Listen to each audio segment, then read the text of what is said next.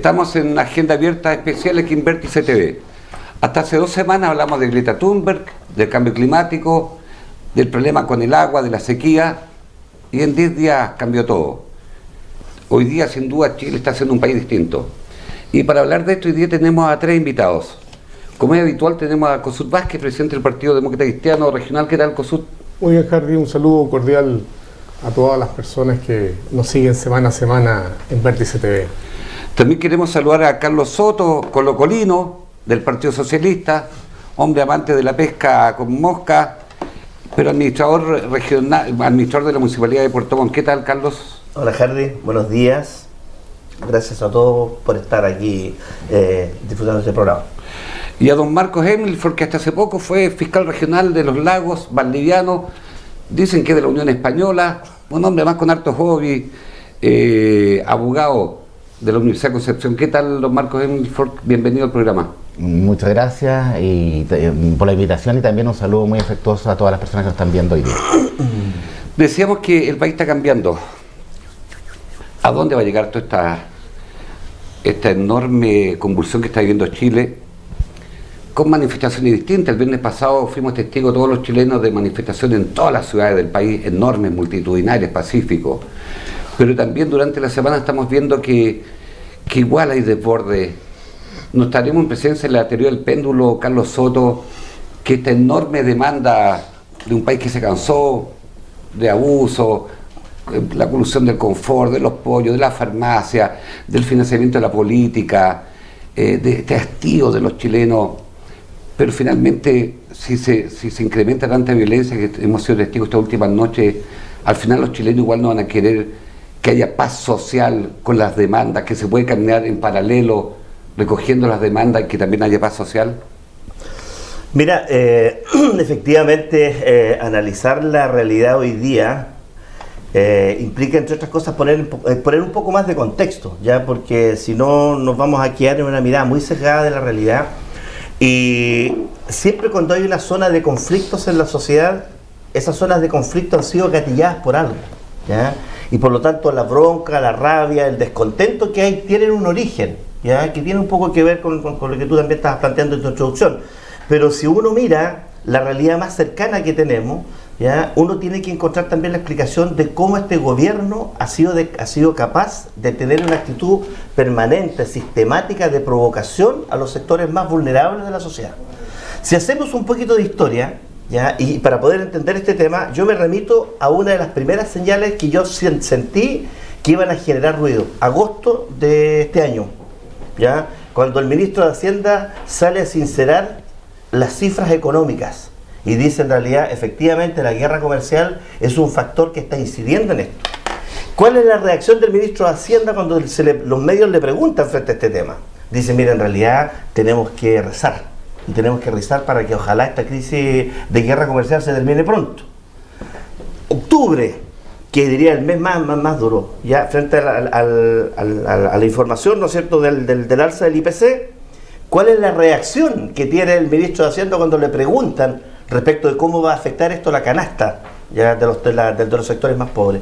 Y dice, mire, pongámonos románticos, ¿ah? Aprovechemos que las flores no están en la canasta y por lo tanto dediquémonos a comprar flores. Tú ya ahí sentías que el tono, el lenguaje con el cual estabas reaccionando frente a temas que son de mucha sensibilidad, ¿ya? Y que yo creo que un dato que impacta en este gobierno, la falta de sensibilidad y empatía con lo que está ocurriendo.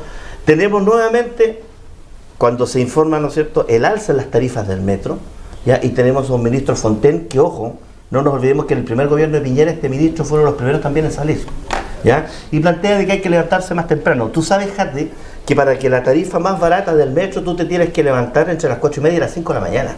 Y tienes que volver a tu casa entre las 9:30 y las 11 de la noche. Entonces ese también fue un acto de provocación. Y ahora, el 18 de octubre, que yo lo tengo calzado aquí a las 2:30 del día, en 4 ocasiones, 4 medios distintos le preguntan a la ministra Gloria Hood si está considerando o no la posibilidad de que el pasaje del metro pueda ser rebajado. Y la ministra, frente a ese dato, ni siquiera estimó algún dato, una empatía mínima, una señal general de que podría esto conversarse. No se dijo nada, ¿ya? Y es más, si hacemos memoria, en ese mismo minuto ella ya insinúa que se está estudiando en el interior del gabinete al hacer uso de la Ley de Seguridad Interior del Estado, prefigurando ya lo que sería el llamado, ¿no es cierto?, a un estado de sitio o estado de emergencia. Entonces, tenemos una sumatoria de hechos de una actitud tenaz y persistente de este gobierno por provocar a los sectores, ¿ya? En vez de entregar una señal de empatía, ¿ya?, y de entender de que la gente está siendo severamente afectado por las cuestiones estructurales de fondo, lo que se percibe es el uso de un lenguaje inadecuado, de un tono inadecuado, que afecta emocionalmente a la gente. Al final del día, ¿qué se produce? Esta salida a la calle completa, ¿ya? Y ahí tenemos temas de fondo que hay que analizar, porque esta salida a la calle completa tampoco tiene interlocutores claramente visibles. Y cuando tú tienes ausencia de Estado, ausencia de gobierno, y quien se moviliza no tiene la posibilidad de visibilizarte y tener líderes con los cuales conversar, tienes pocas posibilidades de encontrar caminos correctos para solución. Mira, miremos hace 30 o 40 años atrás. ¿Quién era un gran intermediario de las zonas de conflicto en Chile? La Iglesia Católica. La Iglesia Católica. Una institucionalidad sólida, armada, fuerte, creíble. Hoy día no hay ninguna posibilidad de que un actor como ese, por ejemplo, medie. Nómbrame tú un parlamentario de gobierno o de oposición que se instale con el cual construir un diálogo, un relato. Entonces estamos frente a una zona muy compleja, porque cuando estos estados se dan, lo que impera es precisamente la inorganicidad, y ante la inorganicidad es precisamente aquellos sectores descolgados del sentir natural y legítimo y digno de una movilización como esta, los que se terminan tomando finalmente las calles. Marcos Emil Fork, ¿cree usted que fue necesario invocar el estado de excepción, estado de emergencia, el toque de queda? Yo quiero partir primero expresando una idea que me parece a mí también bastante interesante, en términos de que, de hecho acabo de escribir una columna que... ¿Viene estos días en el diario? No, escribí una nueva sobre el ¿Que va a venir para estos días en la prensa? Sí, yo hoy día soy ciudadano, bien, ¿verdad? Tuve un cargo de autoridad desde un órgano técnico como es la Fiscalía durante 15 años, hoy día soy ciudadano, ¿verdad? Y a mí me parece que la gente está choreada. Sí. La gente se choreó, se cansó, ha sido muy extensible y no es algo que se pueda atribuir a un gobierno determinado. Esto viene de hace mucho tiempo. Yo mismo, yo creo que todos los que estamos en el panel lo experimentamos de alguna forma también, y que ha sido muy ostensible. Hemos visto cómo ha habido abusos, ¿verdad?, desde la élite económica, desde la élite política, desde las mismas personas que hoy día pululan una y otra vez por los canales de televisión dando las respuestas y las soluciones mágicas, expertos, técnicos, etcétera, ¿verdad? Y todos tratando de alguna forma también de explicar algo que tampoco tienen legitimidad para explicar, porque yo no me atrevería a decir por qué, ¿verdad? Porque no me atrevería a decir por qué, ni canalizar el descontento ciudadano en una interpretación determinada. Todos dicen hoy día, bueno, todos escuchamos, pero parece que no todos escuchamos lo mismo, porque las interpretaciones respecto a lo que se escuchó son bastante disímiles. Por un lado, ¿verdad?, una agenda social importante. Yo veo que la gente, ¿verdad?, reclama mucho lo que dice en relación con los salarios, lo que dice en relación con las pensiones, lo que dice en relación... Y por cierto, si mi mamá gana una pensión miserable en el sistema de AFP, después de haber trabajado 40 años en un hospital. Entonces es una cosa que indigna, ¿no? Y estamos todos indignados. Yo como ciudadano también estoy indignado. Pero junto con esa interpretación que damos justamente en estos paneles, de se trata, ¿no?, de un tema de una agenda social más importante, ¿verdad? Otros interpretan que se trata más bien de soluciones políticas, de soluciones, ¿verdad?, incluso que llegan, ¿verdad?, con acusaciones constitucionales, con que tiene que salir el presidente, con que hay que reformar la Constitución, etcétera, ¿verdad? Entonces las distintas interpretaciones respecto a lo que vimos ya es un primer problema. Y eso se basa también, y ese vacío queda porque no hay nadie, no existe un pliego de peticiones concreto, no hay un interlocutor válido, etcétera, etcétera. Pero entonces lo primero es relativizar cualquier análisis. ¿Cómo se encausa esto? Claro, lo primero es relativizar cualquier análisis que podamos hacer personas como yo, incluso. ¿Me entiendes? Yo no tengo. Pero disculpa, Marco, disculpa. Y de ahí en adelante... Tú fuiste fiscal regional, pero por ejemplo, a propósito del descrédito de las instituciones, lo que yo me atrevo a decir, el espectáculo que dieron los fiscales Arias y Moya de Rancagua también contribuye al descrédito de la institucionalidad política de este país. Porque no solamente se trata, por cierto que hay un tema social y un tema de desigualdad y hay todo un tema de abuso que viene desde hace mucho tiempo, que además hoy día es muy ostensible por los medios de comunicación social, el acceso a la información. Hoy día el cambio generacional también tiene que ver con esto, pero hay un tema que dice relación con una falta de credibilidad y confianza en la institucionalidad completa, y eso es lo que yo también trato un poco en la columna, es decir, mire, aquí hay un abuso, ¿verdad?, por acción, pero también hay todo un tema relacionado con cómo está pasando colado mucho de lo que está cuestionado acá. ¿Como quiénes, por ejemplo? Como lo que usted está planteando. Acá hay hechos. Recordemos que lo que estaba pasando antes de que explotara la crisis, ¿verdad?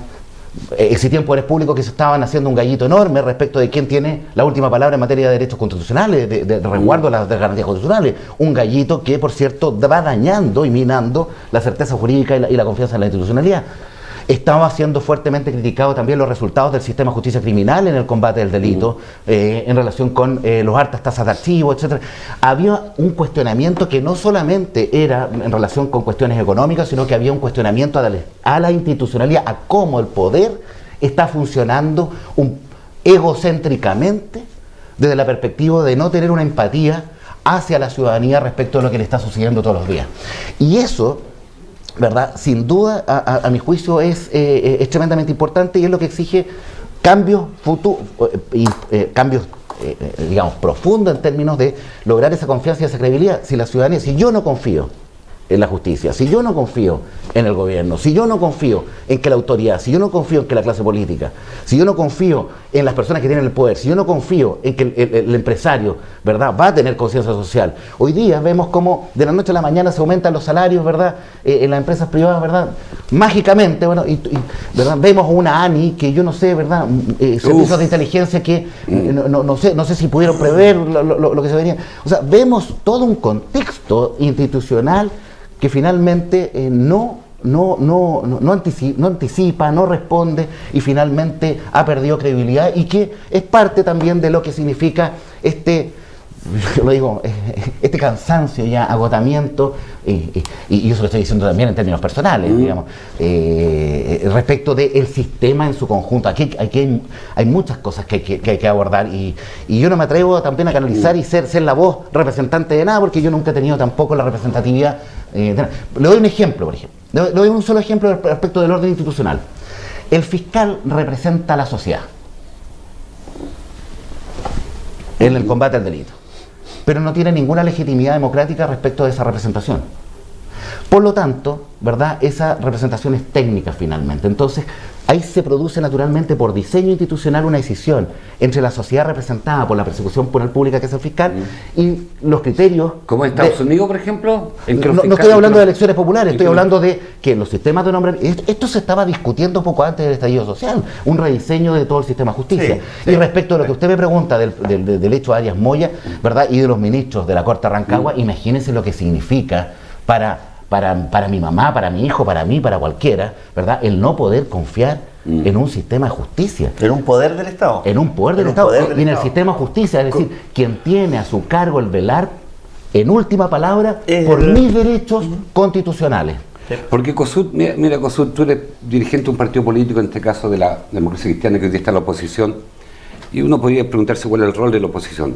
Porque la paradoja que estamos viviendo es que al final del día, esta es una crisis política enorme, cultural, social, pero política al final. Y por tanto será la clase política la que tendrá que resolver esto. Pero una clase política que, según todas las encuestas, es la que está más desprestigiada. Entonces es una paradoja bien complicada. ¿Cómo ves tú? Hay el mismo rol de la oposición, que algunos dialogan, que otros no dialogan, que algunos conversan, no. ¿Cómo lo ves tú como dirigente demócrata cristiano, Kossuth?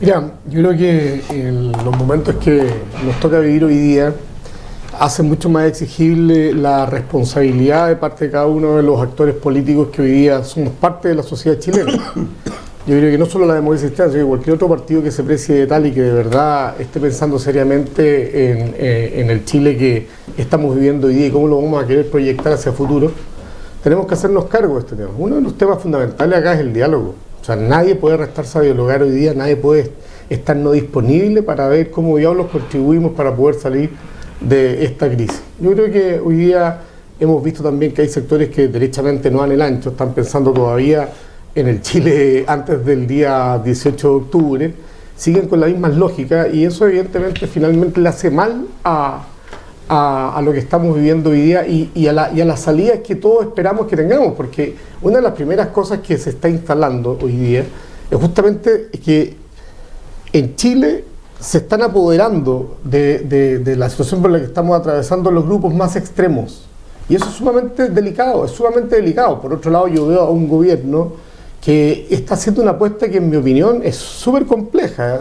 Yo no sé si definitivamente perdió el rumbo, no logra controlar el timón, o derechamente está haciendo una apuesta que de hacerla es muy compleja, porque está permitiendo que esto se polarice cada día más. Si no somos capaces de reconocer que hay legítimas demandas, si no somos capaces de reconocer que el común denominador de lo que estamos viviendo hoy día y que la explosión que se da tiene que ver con los abusos de todo tipo, si ya lo hemos dado tanta vuelta al tema, lo hemos discutido 10.000 veces, si no somos capaces de entender eso, y tanto gobierno como oposición, además, para ser bien claro, quien tiene hoy día la llave, quien tiene hoy día la manija para poder abrir alguna compuerta y permitir ver al final del túnel alguna luz, es el gobierno. Y si el gobierno no quiere entender de que hoy día la situación es compleja, porque ya no se trata solamente de maquillaje, sino que lo que se trata son cambios profundos, que en definitiva los ciudadanos, las mujeres, los hombres de este país puedan verlo primero en lo inmediato, en el mediano y en el largo plazo. Si eso no ocurre, y si no hay una oposición que entienda además que hoy día no estamos para darnos gustitos personales, sino que para tratar de contribuir, además reconociendo que la oposición también tiene mucha responsabilidad en esto, porque lo que hoy día somos oposición, partidos como el mío, durante los últimos 30 años también gobernamos este país. Por lo tanto, también tenemos mucha responsabilidad. Quizás no fuimos capaces de correr la cerca lo suficiente, no fuimos capaces de tensionar un poquito más de tal manera de haber podido generar cambios mucho más profundos. Bueno, pero hoy día lo que corresponde es no hacerse eco de lo que está diciendo el lumpen, porque hoy día pareciera de que son hechos de violencia. No, hacerse cargo de lo que... O sea, hay violencia. Sí, no, eso no está en discusión. Lo que te quiero decir es hacerse eco de lo que están diciendo los millones de chilenos que han salido y se han movilizado en este último tiempo, y que no son precisamente los que andan incendiando, no son precisamente los que están agrediendo la propiedad pública y privada.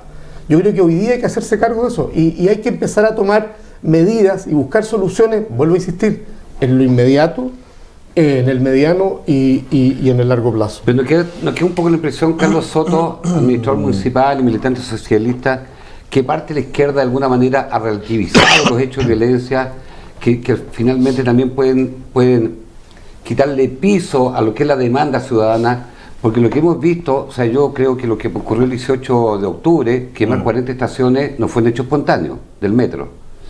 Claramente allí grupos nihilistas, anarquistas, el Partido de los Trabajadores, quien sea, pero se tiene la sensación, y esto lo digo responsablemente, que parte de la izquierda como que se relativiza esos hechos de violencia que han sido de por sí gravísimos, que está un poco acostumbrado en Chile a eso. Mira, yo lo que creo es que la izquierda en general fue sorprendida por el movimiento, y por lo tanto, al ser sorprendida, fue superada. Porque los actores que tú tienes haciendo política desde la izquierda en general, para mí, digamos, los actores políticos que están haciendo la política hoy día son los que están representados en el Congreso, ¿cierto? Por lo tanto, yo lo que creo es que le ha faltado nuevamente también a los actores políticos de este mundo tener mayor capacidad de sintonizar con lo que está ocurriendo. Y al no tener sintonía, yo una de las cosas de las cuales me opuse, porque yo creo que había que haber estado en la moneda, por último, para marcar el punto, y haber dicho por la ausencia del presidente de mi partido en la moneda, porque el diálogo es una fuente esencial para poder construir salidas a una zona de conflicto. Y por lo tanto tú, el solo hecho de que vayas y expreses tu opinión, aunque sea en contra, es un dato a favor. Porque por último van a saber cómo estás pensando, pero también tú vas a marcar una diferencia con aquellos sectores que pretenden hacer que el movimiento legítimo y digno que está en la calle pierda velocidad a partir de los hechos de violencia. Por lo tanto, nosotros frente a ese dato, el Partido Socialista ha sido absolutamente claro. Nosotros rechazamos categóricamente cualquier tipo de acción que al final del día termine afectando los intereses que se están demandando en la calle. Porque mira, Hardy, esto van a ser los 30 pesos más caros de la historia de Chile. ¿Ya? Estos 30 pesos del metro van a ser los 30 pesos más caros de la historia de Chile, porque aquí al final del día el país no va a ser el mismo, ¿ya? Y aquí quedaron en evidencia las profundas grietas que tiene nuestra democracia. Aquí hay quienes pretenden también borrar todo de la noche a la mañana y decir que en 30 años no se hizo nada. Yo creo que esos maximalistas están profundamente equivocados, porque con aciertos y desaciertos esta democracia, ¿ya?, tiene lo que tiene precisamente porque hubieron esfuerzos hubieron esfuerzos destinados a poder garantizar que hubiera paz social para garantizar desarrollo. Salir de una dictadura militar no es fácil. Por lo tanto, yo me hago responsable, y creo que todos los que somos militantes de partidos tenemos una responsabilidad profunda con lo que ocurre, pero el principalísimo responsable de esto es el presidente de la República y el gobierno que tiene, porque cuando tú eres electo, estás electo para gobernar y no para dar explicaciones. Lo que dice Kossuth no es menor, y yo lo voy a poner con mayor tensión todavía. Si hay una expertise que tiene Piñera, es que es un gran especulador financiero, y lo que ha hecho es especular con tiempo para ver cuál es la ganada que tiene. Pero eso hoy día es una herramienta que no sirve, porque esa especulación te sirve para el mundo financiero, pero no te sirve para la política. En democracia, los conflictos se resuelven con más democracia, y los elementos naturales para poder resolver eso son precisamente los políticos. Pero me interesa a mí la opinión de la izquierda. ¿Por qué? Porque en esta semana Javiera Parada, por favor, hija de José Manuel Parada, que fue degollado, su abuelo detenido desaparecido, una mujer por tanto que conoce el dolor, una mujer que viene de la izquierda, ella renunció al Frente Amplio, renunció a su partido, porque dice que parte de la izquierda chilena, parte del Frente Amplio, no puede, en momentos de pulsiones democráticas en que está en duda, no puede tener este nivel de intolerancia. Y mira la respuesta que han tenido las redes sociales, como a Javiera Parada, los sectores de izquierda, la han destrozado políticamente. Porque ella dice que el Frente Amplio también debe prestarse al diálogo con el gobierno, más allá que el gobierno nos guste o no nos guste. ¿No hay un nivel también de intolerancia en esa parte izquierda, Carlos Soto? No, evidente, te lo reitero, digamos, efectivamente hay un sector que no decide sintonizar, porque también pretende tener una ganada en esta crisis. Y yo creo que eso es un error. ¿Ya? A lo que hizo la Javiera Parada, está bien, está dentro de lo que ella siente y piensa, y me parece bien en esta lógica de encontrar caminos de diálogo. Pero si tú te das cuenta también, el linchamiento que se hizo de ella provino de sus propios sectores. Sí, claro. Por lo tanto, esos propios sectores tendrán que dar la explicación de por qué no tienen un sentido de retroceder un poco para entender de que esa vía de camino es una de las que está puesta encima de la mesa, si el diálogo no se construye con una sola vía. O sea, en política, ya las vías de entendimiento son tan variadas como distintas interpretaciones de la realidad tú tengas. Y hoy día lo que no estamos haciendo precisamente los partidos políticos, los que están en el gobierno y los que están en la oposición, es leer, tener sintonía fina con lo que está ocurriendo. O sea, te insisto en esto, o sea, fuimos superados. En la calle no se vio ninguna bandera de ningún partido. ¿Qué te dicen a ti las banderas de Colo-Colo y de la Chile como puntos de convergencia? Hasta de la española. Está bien, seguramente, pero sí. yo te hablo de la cosa alegórica que hay detrás. ¿Ya? Además, las demandas se fractalizaron de tal manera de que aquí, no solamente al final del día, el sentido de robo y abuso que tú sientes como ciudadano en las cosas globales. Estoy hablando de la ISAPRE, estoy hablando de la AFP, estoy hablando de aquellas cuestiones que al final del día tienen que garantizarle cierta seguridad a los que son más adultos y a los más jóvenes para evitar sentimientos de frustración con el futuro. Entonces, ahí no hemos tenido la capacidad de hablar correctamente. Y si tú te das cuenta, Hardy, y yo creo que estamos todos de acuerdo aquí, la sintonía que tiene que producirse entre el gobierno, las fuerzas políticas y el movimiento social, hoy día está compartimentada, no hay diálogo. ¿Ya? O sea, a mí, qué más patético haber comprobado ayer en el cambio de gabinete, ¿ya? Que a un ministro era jefe de una cartera y 30 segundos después era ministro de otra cartera. Entonces, también ahí estamos hablando de una falta de velocidad para poder entender la realidad. Fíjate tú que yo quiero cerrar solamente con esto. Hace mucho tiempo que no estamos haciendo inteligencia política. No es posible que no hayamos detectado a tiempo qué es lo que se estaba fraguando. Aquí en Puerto Montt, hace 4 años atrás, empezaron a aparecer los primeros grafitis anarquistas. Los primeros.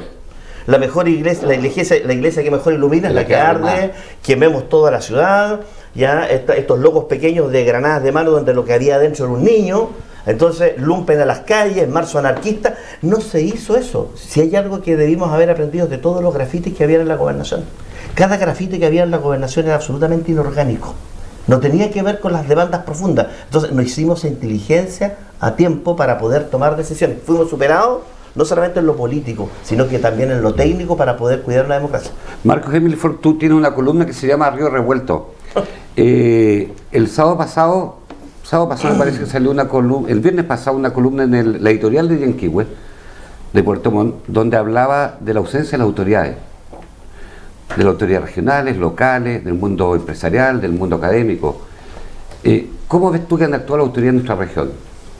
A propósito de Río Revuelto, ¿quién ha estado presente? ¿Quién ha estado ausente? ¿Quién algunos que antes eran tan famosos con sus selfies hoy día ya no están? Por ejemplo. Bueno, a mí hay varias cosas que a mí me producen harta curiosidad. Yo creo que las personas también, y uno es el fenómeno de la desaparición mágica, ¿verdad?, de muchas personas que antes, ¿verdad?, estaban muy presentes a nivel de opinión pública. La lógica, yo creo que también, y ojo, acá yo no sé, pero yo lo miro un poco también desde fuera, esta lógica de externalizar o hablar en tercera persona de la autoridad en general, política, de cualquier orden. Como el problema es de otro, cuando quien tiene el problema y que tiene que solucionarlo es la misma autoridad que está hablando. Yo como lo veo, hay una semántica que yo no encontré mucho cuando investigaba el caso Sename. Hay una semántica ahí instalada, por ejemplo, respecto de que los niños que están bajo custodia no se fugan, se evaden. Pero vuelven con carabineros, ¿verdad?, esposados, pero están evadidos, no están fugados, por ejemplo. Cuestiones semánticas. Del lenguaje. El tono. No es el tono, es la semántica. Se llegó a hablar del stock. Claro, entonces a una persona le preguntan que está responsable del orden público, ¿verdad? Le preguntan, oiga, ¿y qué es lo que pasa? Bueno, y lo habla como que en tercera persona, digamos. Esa lógica, por ejemplo, desde el punto de vista uno, dice, bueno, ¿por qué no asume inmediatamente la responsabilidad que tiene la persona que está hablando? Esta lógica de las fotos en redes sociales, del abrazo al niño, de la foto, ¿verdad?, digamos, sonriente, todas esas cosas, ¿verdad?, que son tan propias del mundo político, yo creo que agotaron, ya no dan para más. El sostener hoy día, ¿verdad?, que ahora se van a hacer diálogos por parte de todos los partidos políticos, cabildos. Bueno, yo me pregunto, ¿y dónde estaban? ¿Por qué no antes? Porque yo me imaginaba, como persona, que los diálogos entre la ciudadanía y los actores políticos era algo de todos los días. No, pero ahora, parece que ahora comienzan los cabildos, se les ponen nombres, comenzamos con el ejercicio semántico, etcétera, etcétera. Esto a nivel de gobierno y oposición, todo el espectro. Entonces me parece ahora escucha, bueno, y representantes de todos nosotros señalando, ahora escuchamos. Yo me pregunto, ¿no se supone que habían escuchado todo el tiempo? Todas estas cosas, ¿verdad?, producen entonces hoy día en la misma lógica que uno visualiza de fuera como política, donde, bueno, uno no tiene que estar donde están los problemas, ¿verdad? A menos que resulte ventajoso para uno. De esa perspectiva, y en orden de no quemarse, no exponerse, ¿verdad?, y cuidar el activo que uno pueda tener, ¿verdad?, finalmente produce que se desaparezca la desaparición de personajes, la desaparición de personas y de personas del ámbito de político, económico, etcétera, etcétera. Y por otro lado, el fenómeno de pasar colado. Tratar de pasar colado. Uno sabe muy bien, ¿verdad?, y las personas que han tenido cargo de autoridad, que cuando se tienen malas noticias o cuando pasa algo, cuando no se está bien, ¿verdad?, esas cosas se esconden, ¿verdad?, se tapan desde la perspectiva que suceden otros fenómenos que logran desviar la atención ciudadana, ¿verdad? Y en esa perspectiva hay mucho, por eso yo decía hace un poco, hay muchas autoridades, muchas personas en general, no estoy hablando solamente del gobierno, estoy hablando en general del mundo protagonista del devenir social, del devenir político del futuro del país, que desaparecieron. Y aquí yo creo que ya basta de los diagnósticos. Basta de los expertos. Marco, ahora lo que hay que hacer. ¿Pero cuál es tu diagnóstico? Lo que hay que hacer es avanzar. No se puede avanzar sin orden. No se puede avanzar si existen delitos todos los días cometiéndose por parte de lumpen, de sectores, ¿verdad?, de personas. No se puede avanzar. Hay que restablecer el orden público y la tranquilidad pública para el ciudadano normal que quiere trabajar ahora. Eso es tarea del gobierno. Y hoy día es tremendamente importante, y en eso enlazo con lo que tú hablas de la editorial del Yanquivo, etcétera. Son tremendamente importantes los liderazgos. Sí, pero entonces sí es válido hablar en tercera persona. Hoy día existe la oportunidad histórica de comandar, ¿verdad? Un tránsito hacia un país completamente estoy de nuevo. acuerdo, pero Marcos, tú hablas de que no se puede hablar en tercera persona, pero recién hablas de tercerizar. Deben hacerlo. O sea, todos caemos en el tercerismo. Sí, pero yo no soy autoridad, diría. No. Ni tengo un cargo político. Ninguno está como autoridad política ni nada. Estamos aquí analizando la coyuntura. Yo no todos tengo. podemos hablar en tercera persona. Sí, pero alguien que ejerce un cargo de representación, de autoridad, no puede hacerlo en los ámbitos que le corresponden. Pero eso corresponde emplazarlo a quien está, porque uno se siente invocado, por ejemplo, interpelado en la tercera persona. Mira, por ejemplo, si no constituimos caricatura, digamos. Y la gobernabilidad no está afincada solamente a nivel del gobierno central. Por favor, la gobernabilidad está asentada sobre la base de toda la estructura estatal de gobierno, y el gobierno municipal también es un actor relevante a nivel nacional, por cierto. De tal manera que esto incluye todo el paquete de autoridad en relación con el ciudadano en materia del conflicto que acaba de explotar. Yo en relación a una de las cosas que ha dicho Marco, yo tengo algunas discrepancias, algunos matices de diferencia que hemos hecho en otro momento. Hay mucha caricatura. Lo cual es muy sano. Mira, una de las cosas que yo creo que la gente hoy día nos invisibiliza el actor político que hemos conocido este último tiempo porque lo está haciendo por conveniencia. Yo creo que tiene que ver con el tsunami que le pasó encima, y en eso estoy de acuerdo con Carlos. No se alcanzan a dar cuenta y quedan descolocados absolutamente, no tienen ni una capacidad para reaccionar. Tú dices el tema de los cabildos, ¿por qué los cabildos ahora? ¿Sabes por qué son los cabildos ahora? Porque es la ciudadanía la que está llamando, es desde abajo en donde emerge este movimiento. No tiene que ver con aquellos que han venido liderando en este último tiempo. Y tiene que ver con, muy por el contrario, son un grupo de ciudadanos que han sumado muchísimo en esta última semana, que te están diciendo, mira, el camino es que nos sentemos a dialogar y ustedes, actores políticos, diputados, senadores, dirigentes de partido, insértense, incorpórense, pero ustedes no son los que la van a llevar, ustedes no son los que van a conducir, no son los que van a liderar, ustedes quedaron offside en el juego, diciéndolo futbolísticamente. ¿A dónde conduce eso, Cosut? Eso conduce a que hoy día, o sea, si tú me preguntás a qué conduce, yo hoy día no me atrevo a decir a dónde conduce. Pero debes tener alguna responsabilidad como dirigente político. Pero como dirigente político, disculpa, lo que espera los dirigentes políticos es que no solamente contate que están sobrepasados por un tsunami, pero sino que también le den algún nivel de conducción. Pero esa es la realidad que tenemos hoy día. Yo creo que lo primero que tienen que hacer los actores que han sido relevantes en este último tiempo, primero pararse y decir con harta claridad y pedirle disculpas, pedirle perdón a la ciudadanía. Porque nosotros, de una u otra manera, unos más, otros menos, contribuimos a que hoy día estemos viviendo lo que estamos viviendo.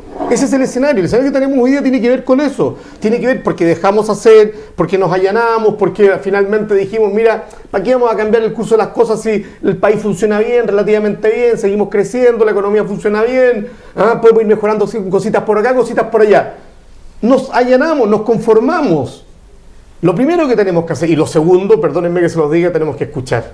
Porque mira, lo más dramático que tiene este movimiento es que hay un gobierno que no sabe con quién dialogar, no sabe con quién conversar, no sabe con quién negociar. Algo dijo delante Carlos, en otros tiempos teníamos actores relevantes como la Iglesia Católica. Está bien, pero era tal la autoridad, la palabra Carlos, que yo respeto las palabras y déjame un cachito.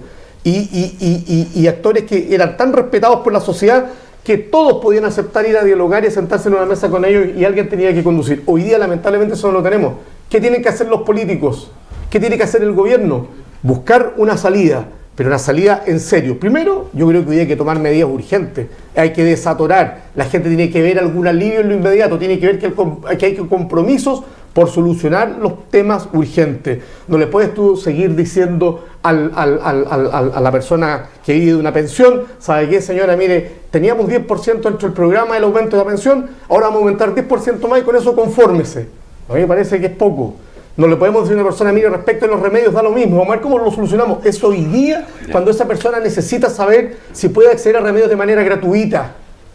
Esa persona de la tercera edad no puede seguir esperando el transporte público. Señora, ¿sabe qué? Vamos a liberarnos del pago del transporte público. Son cuestiones en lo inmediato. Después tenemos que ver cómo nos vamos a hacer a la tarea de poder reinstitucionalizar esto y a través de la institucionalidad que hoy día reconoce la democracia, ¿cierto? Ver los cambios que se necesitan hacer en lo que se refiere a cuestiones más estructurales. Carlos, llevamos, ¿cuántos? 12, 14 días de una conflictividad social pocas veces visto, por lo menos en los últimos 30, 40 años.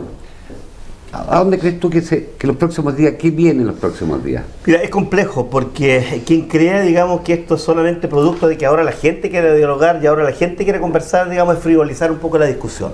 Por dos razones. Aquí, si uno mira hacia atrás, cuando se intentaron hacer los diálogos, ya Ciudadanos en general, fue desde la superestructura hacia abajo, ¿de acuerdo? Y algunos participamos más, algunos participamos menos. Pero al final del día tampoco hubo sintonía y la gente no quiso participar. Lo que no le quita legitimidad a que ahora esto que irrumpe desde abajo hacia arriba se dé. La pregunta de fondo yo creo que tiene que ver con lo que tú planteas, Jardín. Es decir, ¿dónde conduce finalmente esto? ¿Alguien está sistematizando esa información? ¿Alguien la va a transformar en un documento que puedan conocer los actores relevantes de la región para la toma de decisiones y poder producir esta confluencia que plantea Marco? Esa es una situación que hoy día está ahí puesta encima de la mesa.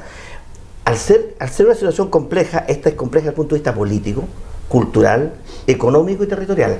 Porque quien no entienda que el país es desigual, no solamente respecto de vista de cómo está construidas las leyes, ya tampoco va a poder darse cuenta de que esta es una solución que requiere cirugía mayor. Aquí yo te digo una sola cosa: ¿cuántas líneas tiene la Constitución de la República respecto de los abusos de la ISAPRE? ¿Cuántas líneas hay en la Constitución respecto de lo que ocurrió con ESAL? Cuando fue una ley que va a cumplir casi 30 años también, ¿ya? Pero donde los reglamentos siguieron siendo tan añejos como cuando al final la dotación de agua que tú tenías que tener o la provisión que tú tenías que tener no involucraba, por ejemplo, invertir en aguas lluvia. Todas esas cosas subyacen al final del día para que la crisis se siga, a mi juicio, agudizando más que resolverse. ¿Por qué? Porque mientras más tiempo pase, sin interlocutores con los cuales hacer un llamado a construir un diálogo de paz social para el país, y ese diálogo de paz social en el país también tiene que ver con hacerlo en las regiones, vamos a tener mayor situaciones de conflicto. Si tú analizas, digamos, cómo están los movimientos históricos, la CUT, la NEF, han estado, pero ¿quién dice que también no existió la sensación de ello que pasó por arriba? Sí, claro. Pasó por arriba ese primer tren de ola. Entonces, ¿a qué voy yo? Yo lo que creo que aquí ha llegado el momento, ya más allá, digamos, de que todos los partidos han hecho su ejercicio de autocrítica. Y de hecho, ¿Tú crees de verdad? Yo creo que sí. Yo creo que sí. Yo creo que los partidos han hecho ese ejercicio de autocrítica, pero no saben todavía cómo poder instalarse para ser validado, porque para eso tendrían que renunciar, por ejemplo, no volver a ser candidatos los parlamentarios que llevan más de 3 o 4 periodos en el Congreso. No sé si habrá tanta... ¿Ya? Pero pasemos un poquito a Marco, que fue fiscal. Disculpa, Carlos, porque después volvemos antes de ir a la primera pausa. Marco, tú fuiste fiscal. ¿Tú crees que la Constitución, a propósito de lo que dice Carlos Soto, es una camisa de fuerza para lo que estamos viviendo? Que ya después de de casi 40 años, sí, no debiera ser incorporar un país que ha cambiado, no solamente por las nuevas demandas, por un país que desde el punto de vista tecnológico, el tema del cambio climático, el tema del agua, ¿no crees que es una camisa de fuerza y que podemos caminar con agenda social y con agenda política e institucional también? Absolutamente, absolutamente. No existe la Constitución la Constitución necesariamente tiene que tener legitimidad, y eso es algo que de origen, claro. De origen, y además hoy tiene que tener legitimidad. Esto de cerrarse a posibilidades, la Constitución finalmente es una expresión que la propia ciudadanía, ¿verdad?, da respecto a la relación entre el particular y el Estado, la forma en que visualiza el ejercicio de sus derechos, y tiene que responder también a un momento histórico social determinado. Hoy día avanzar hacia un debate pero eso lo tiene que responder la ciudadanía, no los intérpretes, no yo. Yo no tengo legitimidad para dar esa respuesta. Sí, pero alguien tiene que causarlo. Alguien, y es la autoridad la que tiene que causar. De alguna forma, si esa es la pretensión ciudadana hoy, por cierto que es tremendamente legítima. Pero ¿por qué crees tú, Marco? Yo creo sinceramente, de que hoy día los problemas, los más urgentes, y coincido perfectamente contigo, hoy día hay problemas urgentes que hay que abordar, sociales, de desigualdad, de abuso. Hay que terminar los ejemplos que consigo, los ejemplos de indolencia, de verdadera indolencia que hemos visualizado, ¿verdad? Son irritantes, y eso, pero eso no obsta, ¿verdad?, a entrar a analizar, ¿verdad?, y a promover un cambio de la institucionalidad, una cirugía mayor. Y eso me parece también absolutamente saludable. Y eso hay que hacerlo en paz. Porque yo quiero recordar... Yo creo que eso, mira, disculpa Hardy, ese tema de poder hacer el diálogo y el encuentro en paz es clave hoy día. Y claro. Yo no lo veo en el tono, vuelvo al tono, no lo veo en el tono porque veo un gobierno extraviado para poder entender de que tiene que hacerse un... Está bien, pero convengamos que el gabinete en su área política es básicamente, porque él tenía dos opciones, el presidente Piñera, o ponía un gabinete político más duro, por así decirlo, en la línea de Kast, y él puso un gabinete político más dialogante. Nadie duda de las credenciales de Blumel, de la misma Carla Rubilar. Estoy de acuerdo en eso, Hardy, estoy absolutamente de acuerdo, a mí me parece bien ese énfasis, pero aquí hubieron actores que provocaron más, que crisparon más el ambiente. O sea, yo creo que la vocera no debió haberse enrocado. Yo creo que la ministra Hood, que agudizó la contradicción, debiera haber salido del gabinete. La ministra Cubillos, que exacerbó y que llevó a un clima también muy ácido, muy agrio, debía haber salido. Pero eso no sirve, los cambios de rostro no sirven si no hay ideas de fondo, si no hay urgencia. Por ejemplo, hay que saber cuánto cuesta para el presupuesto de la nación, para el tesoro público, el conjunto de modificaciones urgentes que hay que hacer. Y si cuestan plata, bueno, el tesoro público puede vender un bono soberano y transformar ese bono soberano en un espacio para poder amplificar el presupuesto. Hoy día de lo que se está hablando es que el presupuesto tiene que modificarse, readecuarse. No, aquí tiene que haber un presupuesto que dé cuenta de la agenda de urgencias que están puestas hoy día encima de la mesa. Y ahora vamos a una primera pausa comercial. Estamos aquí en Agenda Abierta Especial, obviamente conversando y tratando de entender lo que está ocurriendo en nuestro país y en nuestra región. Ya volvemos.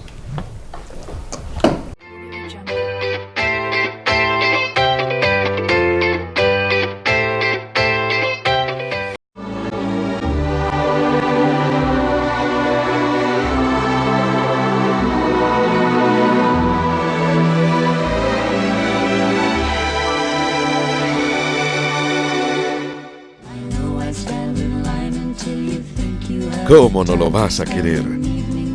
Lo manejas los 365 días del año. Te protege del viento y la lluvia. Deja en su destino a quienes más amas. Y te espera todos los días para llevarte a tu hogar. Déjalo en un lugar donde lo cuiden como merece. SBT, Estacionamientos Subterráneos. ¿Si nos vamos caminando? Pero no vamos a alcanzar a llegar. Vamos.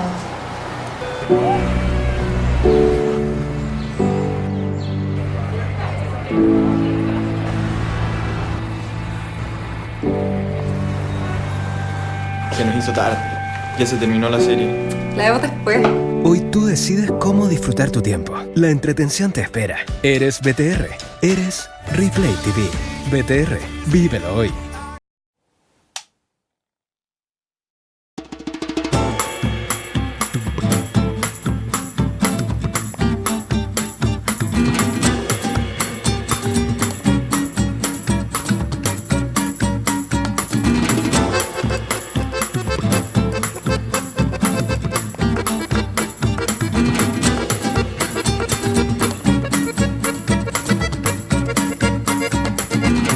Desde el 8 al 17 de noviembre en Casa del Arte Diego Rivera.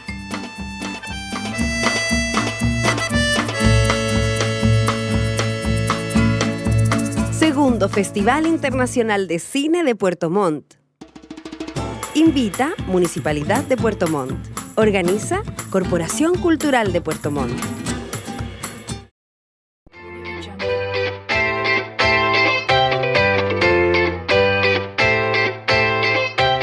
Seguimos en Agenda Abierta Especial aquí en Vértice TV. Estamos hoy día con Marcos Hemilford, que es fiscal regional, Carlos Soto, socialista, administrador de la Municipalidad de Puerto Montt, y con Cosut Vázquez, presidente del Partido Demócrata Cristiano. Recién hablamos de una nueva constitución. Quiero recordar que a esta misma fecha del año pasado, en Francia, a partir del impuesto verde de los combustibles, se levantó una enorme manifestación, movilización durante todos los sábados, los famosos chalecos amarillos. El 21 de diciembre del año pasado, el presidente Macron, en una entrevista televisiva que fue seguida por 21 millones de franceses, abrió la billetera y efectivamente mejoró pensiones y dio cuenta de alguna manera de la situación económica. Pero las protestas siguieron. Y por tanto lo que hizo el presidente Macron, la primera quincena de enero, convocó una gran participación ciudadana en toda Francia. Hubo más de 10.600 reuniones. ¿Saben ustedes, estimados televidentes, que hubo 1.820.000 propuestas? 1.820.000 propuestas. Y el presidente Macron convocó a 2 empresas que tabularon toda esa información. Y finalmente salió un producto final que fue entregado al Parlamento. Hoy día Macron goza de popularidad y un hombre que iba directo al abismo, hoy día por lo menos está en parte alta de la torre en su país. Vale decir, lo que yo quiero decir con esto es que es posible ir trabajando una agenda social a mediano y largo plazo y también con los temas políticos. Y metamos en temas políticos porque después quiero que veamos el tema de los derechos humanos, el tema de los fiscales, especiales, en fin. Se habla mucho, COSUD, de la limitación para los parlamentarios, pero no es también rebajar la dieta parlamentaria, que por ahí tengo unos datos que son brutales, como los parlamentarios chilenos ganan mucho más incluso que los parlamentarios de Estados Unidos. Y también debiera limitarse, por ejemplo, a la elección de concejales y alcaldes, que algunos llevan 2, 3, 4 periodos. Mira, a propósito de lo que está muy claro que sí, pues aquí han pasado muchas cosas que finalmente se transformaron en el caldo de cultivo para esta tremenda explosión, sin duda. Mira, partiendo por el binominal, nos demoramos tanto en modificar una ley que era tan importante para efectos de poder permitir que se incorporaran nuevos actores al escenario político. Mientras tuvimos binominal, sabíamos que era el senador de la derecha, el senador de la izquierda, porque eran 2 bloques. Está listo. Claro, lo mismo con los parlamentarios. En materia de alcalde, mira, yo creo que hoy día es importante y le hace bien a la democracia, se oxigena la democracia cuando tú delimitas los periodos de reelección. Nada justifica que hoy día un senador se eternice. Mira, yo voy a poner un ejemplo y lo voy a poner con nombre y apellido. Mira el senador hoy día de la Sexta, el senador Letelier, lo cuestionado que está. Revisa cuánto tiempo ha estado en el Parlamento. Exactamente. O sea, todo para facear al ex dictador y expresidente dictador de este país, Augusto Pinochet. En Rancagua parece que en esa zona no se mueve una hoja sin que él lo sepa. Eso no puede ser. O sea, hemos llegado a situaciones que de verdad hoy día no pueden seguir ocurriendo. Y bueno, si eso lo seguimos sumando un montón de antecedentes al respecto. Y con respecto a los alcaldes, ¿cuánto tiempo podrían durar? Yo creo que los alcaldes podrían estar perfectamente 2 periodos ya, y si tú me apuras 3 periodos, pero la persona sepa que cuando ingresa a ser alcalde va a ser por 3 periodos si es que logra ser reelegido, y si no lo hace bien, se irá antes. Pero sepa cuáles son las reglas del juego. Cancha. Exactamente. Lo mismo en los parlamentarios diputados. Mira, si los partidos acá, ¿por qué te digo que los partidos acá hoy día están offside? Porque los partidos han hecho todo lo posible, todo, incluyo mi partido, y lo sumo como presidente regional que soy, todo lo posible por atomizar la democracia, por atomizar el sistema democrático. No puede ser de que cuando existe un parlamentario, cuando existe un alcalde, no puedan alrededor crecer nuevos liderazgos. Se muere ese parlamentario, se muere ese alcalde, nos quedamos sin nada. Eso habla mal de los partidos políticos, que deberían ser instituciones no solamente democráticas, sino instituciones más sólidas y que permitieran poder aportar con más liderazgos a los sistemas democráticos, como por ejemplo el nuestro. Los parlamentarios chilenos tienen los sueldos más altos de América Latina. Chile está lejos en primer lugar de los parlamentarios chilenos. La dieta parlamentaria de un parlamentario chileno está sobre el Estados Unidos, de Italia, Japón, de Corea del Sur. Y quiero recordar más que los parlamentarios trabajan 3 días a la semana, vale decir son 9 días al mes, porque después tienen semana distrital. ¿A cuántos sueldos mínimos equivale el del sueldo de un parlamentario chileno? A 39,8%. Me parece, de verdad, una burla. Pero al final, pues Marco, es esa clase política la que tendrá que resolver esta crisis política. Quiero volver a ese tema. Es lo que tenemos. Yo coincido en que hoy día también parece ser evidente la necesidad de una renovación importante, pero no solamente, como decían, de cara, sino que también de ideas. De formas y estilos. De formas, de estilos, de tonos. Y que quienes ejercen cargos, cualquiera que sea de autoridad, en cualquier nivel, entienda que está al servicio de las personas, no al servicio de otro interés, y ejercerlo con humanidad, ejercerlo con entrega, ejercerlo con una dedicación y a un alto costo personal.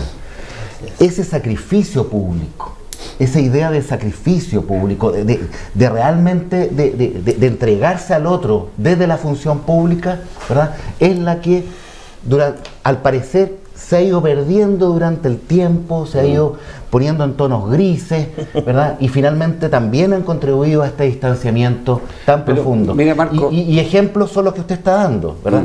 Pero yo insisto, hoy día existe una oportunidad muy grande histórica, que puede ser comandada, también con el ejemplo de Macron que da usted, por el gobierno y por el presidente.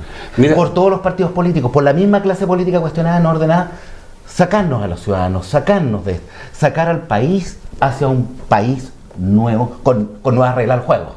Marco, con nuevas reglas del juego. Mira, yo tengo 61 años y en mi época de dirigente estudiantil, uno veía soldados y muchas veces tuvimos toque de queda. Yo de verdad nunca pensé que nuevamente íbamos a tener soldados en las calles de Chile. No sé si fueron o no necesarios, pero tú como abogado, y después quiero que hablemos también con Carlos Soto, el tema de los derechos humanos en estos 10 días que llevamos. En estos días, claro, se han retirado, no sabemos si irán a volver o no, pero también tiene que ver con un país que hubo soldados, y soldados además que mataron a personas. ¿Qué pasó con la vulneración de los derechos humanos? ¿Cuál ha sido el rol de los fiscales especiales? ¿Cuál es tu mirada sobre esto? La presencia militar, las violaciones de derechos humanos. A ver, yo tengo una mirada muy volcada sobre los derechos humanos. Hasta hace 2 años, esto no salió mucho, pero en un consejo general en el Ministerio Público, donde se reúnen todos los fiscales regionales con el fiscal nacional, a propósito de la investigación del caso Sename, le planteé al fiscal nacional, a todos mis colegas, expuse y fui muy insistente en crear la institucionalidad de los derechos humanos en el Ministerio Público. Acto seguido, recogiendo esta petición mía, el fiscal Abbott lo que creó fue una unidad especializada en la Fiscalía Nacional para impartir criterios de actuación en materia de persecución penal en delitos cometidos en contexto de violaciones a derechos humanos. Yo lo planteaba desde la perspectiva, en ese momento, a partir de mi experiencia en la investigación del caso Sename, de las víctimas vulnerables, la investigación de delitos, ¿verdad?, y fijar criterios de actuación cuando se trata de víctimas vulnerables como infancia, adultos mayores, enajenados mentales, personas con discapacidades diferentes, etcétera. Todos aquellos sectores que finalmente hoy tienen nula o poca voz. Y en esto quiero hacer un paréntesis y un alto. Me parece que es una oportunidad también tremendamente importante y es una exigencia, sobre todo de un gobierno que ha proclamado, ¿verdad?, de que los niños están primero, el hacerse cargo de verdad de un nuevo pacto con los niños y niñas de nuestro país, y principalmente en el eje con aquellos que se encuentran en el sistema residencial y con aquellos que se encuentran en el sistema de privación de libertad por responsabilidad penal adolescente. No podemos seguir como país, ¿verdad?, haciéndonos cargos de la infancia de la forma en que se ha hecho históricamente hasta ahora. Y volviendo a lo que usted me preguntaba respecto de los derechos humanos, son un tema intransable en un Estado democrático de derecho, son un tema intransable para la institucionalidad, son un tema intransable para los organismos públicos y para todos los ciudadanos. No existe espacio alguno para dudar de la vigencia de los derechos humanos en la sociedad, y estemos en estado de excepción, fuera de estado de excepción, en cualquier circunstancia. De tal manera que la condena a cualquier violación o afectación de los derechos humanos en cualquier momento debe ser amplia y además deben ser severamente perseguidas esas conductas. No puede haber tolerancia, no puede haber doble estándar aquí, no puede haber discusión en este tema. Este es un tema que hay temas. Usted me podría acusar de que en este momento estoy siendo dogmático, ¿verdad?, en términos de que o absoluto. Este tema, a mi juicio, es un tema intransable. Carlos Soto, bueno, es bueno que nuestros televidentes sepan que, bueno, Carlos Soto, además como administrador municipal, tiene que haber estado muy cerca estos días del alcalde de la ciudad. ¿Cómo se vio desbordado en algún minuto algún sector, Mirasol, Alerce, que hubo, y se requería, por tanto, ir la presencia de este caso, de las Fuerzas Armadas? ¿Cuál es tu opinión sincera, Carlos Soto, Mira, yo creo que particularmente yo lo planteé en algún minuto, en alguna conversación con el señor Intendente, la contradicción evidente que se puede producir para alguien como yo, digamos, ¿ya? De izquierda uno estuvo, sufrió los rigores, digamos, de la lucha contra la dictadura, a mí me tocó estar preso, ser procesado por la justicia militar, uno entiende, ¿ya? Pero yo también veía en la calle la actitud que tenían estas nuevas generaciones respecto de Carabineros y respecto a los militares. Así es. Francamente, son situaciones distintas que demuestran un cero temor a ese tema. Pero también eso a mí me lleva a poner encima de la mesa que aquí hubo un punto de colisión entre la democracia como tal que tenemos hoy día y el mundo en que vivimos, ¿ya? Y dictar un estado de excepción. Entonces, nuevamente vuelvo a que los instrumentos sobre los cuales se asientan ese tipo de decisiones no están conversando con los tiempos que vivimos. Por lo tanto, el cuándo, el cómo, el tema de las responsabilidades de bajarse por un estado de excepción son muy complejos. ¿Por qué lo quiero señalar así? El día, hace 3 o 4 días, creo que el segundo día de estado de excepción, que fueron los días más complejos para la comuna, ¿ya? Nosotros a través de nuestras centrales de televigilancia, ¿no es cierto?, pudimos establecer cómo la comisaría de Alerce estaba a punto de ser abordada por una turba de 70, 80 personas. ¿Qué hizo la autoridad? Buscó los mecanismos para decirle, señor autoridad, ¿qué posibilidad tenemos de que se recurra a una fuerza que logre hacer contención y que permita que los hechos no se salgan de esas circunstancias?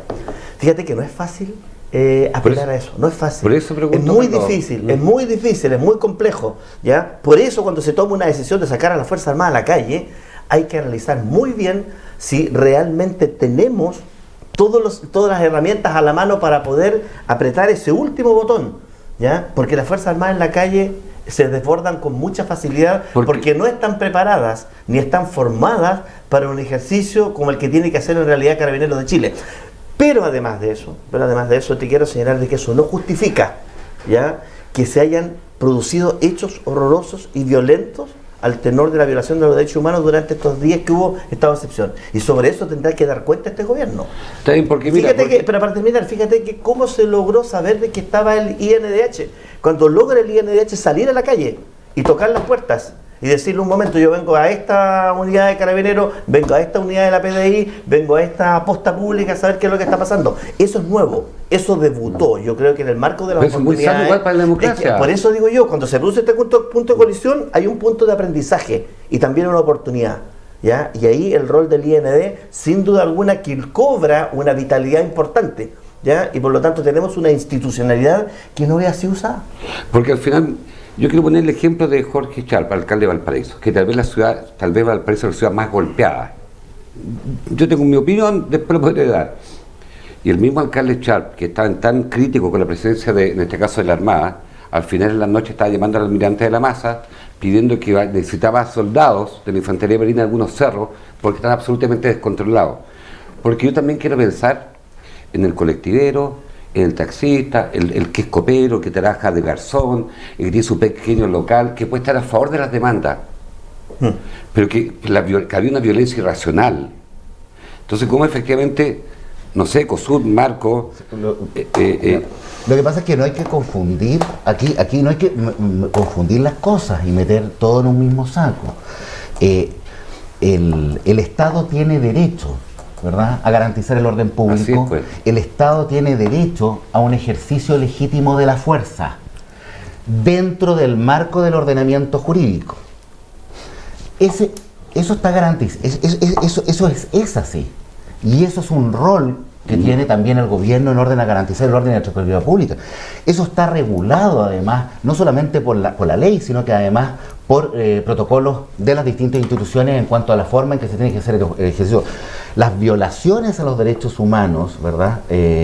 No, que se pueden dar en un contexto, que es el contexto del estallido social, sí obedecen, ¿verdad?, a determinadas conductas, ¿verdad?, que se escapan del marco normativo, del marco legítimo del uso del empleo de la fuerza por parte del Estado. Entonces, es posible, ¿verdad?, que el colectivero, por cierto que el Estado tiene que reaccionar en orden a garantizar el orden público y la seguridad pública, la paz social. Eso forma parte de la obligación primaria del Estado Una como pregunta tal.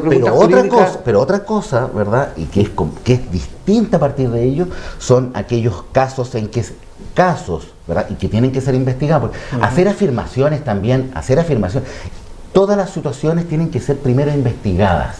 Pero Marco, y eso también forma parte de un Estado democrático de derecho y esas situaciones que escapan de la norma legal, de la legitimidad en el ejercicio del uso de la fuerza, en estos casos, por cierto, pueden constituir una violación a los derechos humanos. Marco Emil, mira, tenemos en Santiago el caso del metro, que es una extensión enorme, son varias líneas, en fin, y ha sido obvio y evidente que había una planificación dirigida a cortar lo que es el corazón de Santiago. ¿Es posible, de acuerdo a la ley, que no habiendo toque de queda, yo ahí por favor ustedes me corregirán, pueden haber soldados garantizando la seguridad de esas estaciones de metro, por ejemplo, en la cual es obvio y evidente que será en materia de alguna provocación de daño?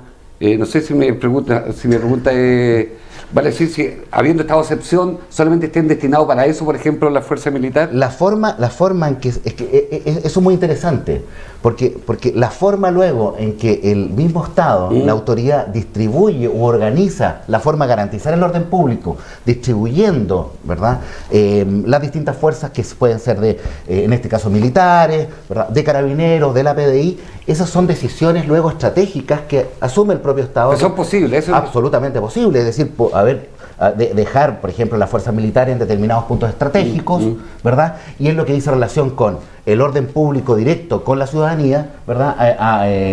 Que ese tema sea abordado por carabineros, que es la fuerza pública que en general tiene la mayor expertise en esta área. O sea, ¿por qué COSUD planteó este tema? Porque en estos estallidos sociales que la historia nos muestra lleno, el caso de chileno en 1905, la huelga de la carne, después de la chaucha, en fin, siempre han habido estallidos sociales.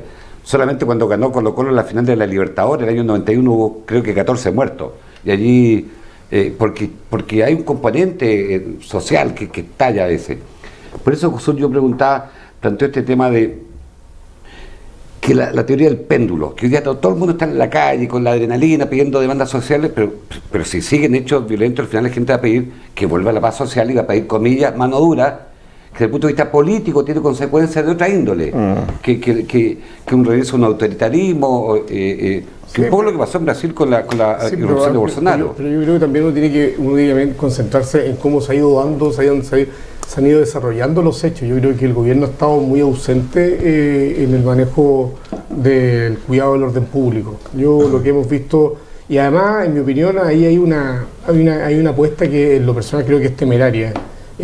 Al principio contribuyó mucho el gobierno, y será una redundancia, pero contribuyó mucho a través del mismo presidente a establecer un ambiente de mucha polarización.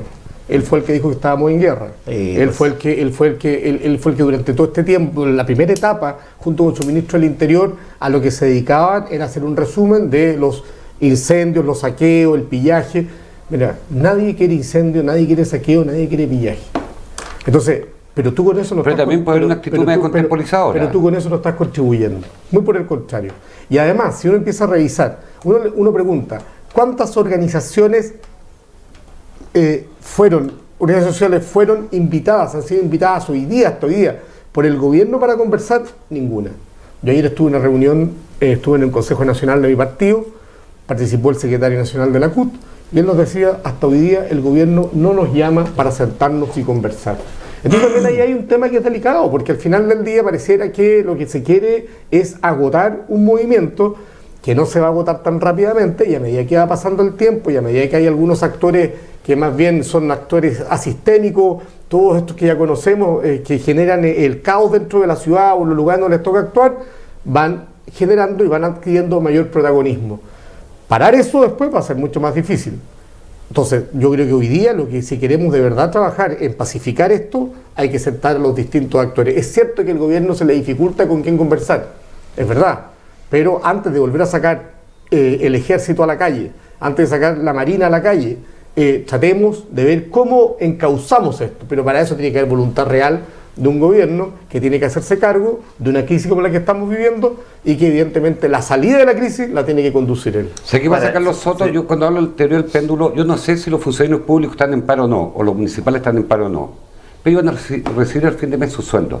Sí, pues. En cambio, el colectivero, No. el que tiene el restaurante chiquitito, no va a recibir su sueldo. El caballero que le quemaron la barbería ¿Cierto? tampoco. En cambio, para los demás, Así es. disculpa que diga esto, es súper cómodo que tú estés en el aparato público, sale a protestar, dices todo lo que quiere decir, pero tú sabes que tu cheque va a llegar a fin de mes. Sí.